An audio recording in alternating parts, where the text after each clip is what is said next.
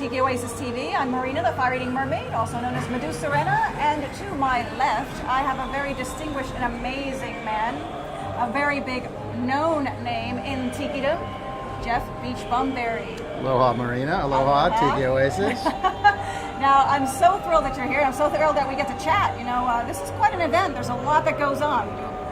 We stay really busy, and I know you in particular are extremely busy during this event. Yeah, but not now. Today's the final day that I can sort of let my hair down. If I had hair, I would let it down. But I can let my gruff down. Your gruff down. It's all good. Yeah. It's all great.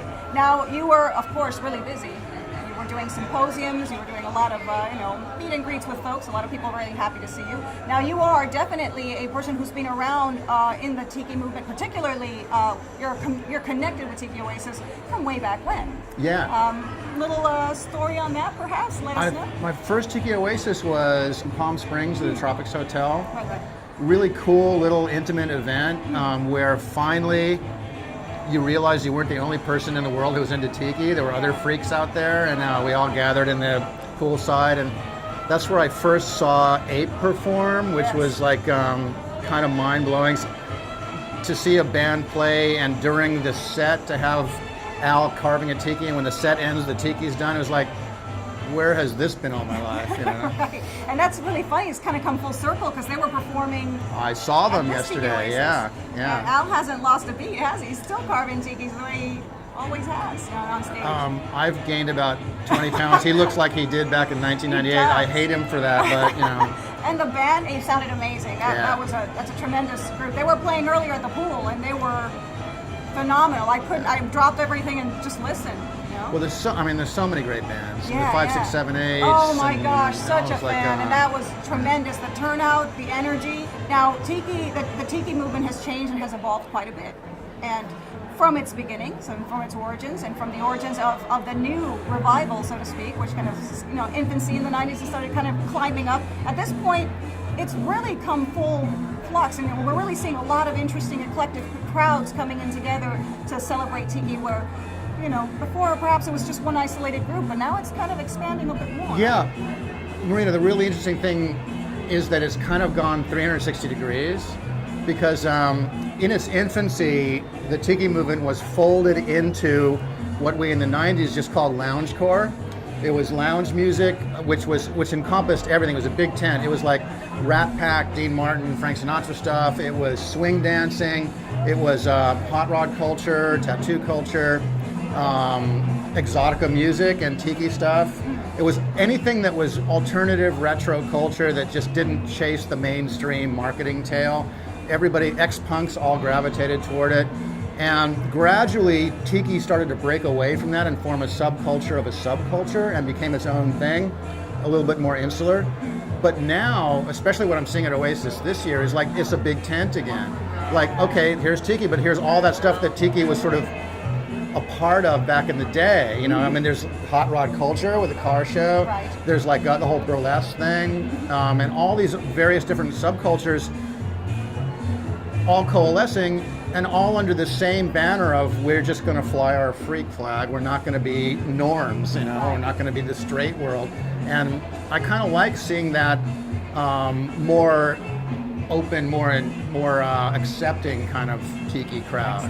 Do you think that each theme that Tiki Oasis has also enables other folks that are interested in other genres to kind of come and introduces them to Tiki because they wanted to do something monster themed? They thought that was exciting. Absolutely. The Monster Island theme in particular, you mentioned that. Let's just talk about that. I know you love Japanese monster movies. Definitely. I love Japanese monster movies. You love Tiki. I love Tiki. It's just kind of like a no-brainer, Right. All these things, it's just all cool and it all entertains us. And there are Japanese monster movies with Tikis in them.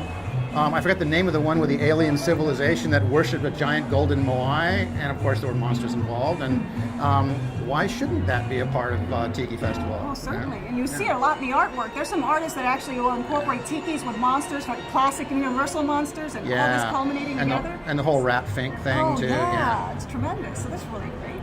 Yeah. Now, of course, you had a symposium that was really, the turnout was great. People have been speaking very highly of it. Do tell. Yeah, the theme this year was perfect for what I wanted to do.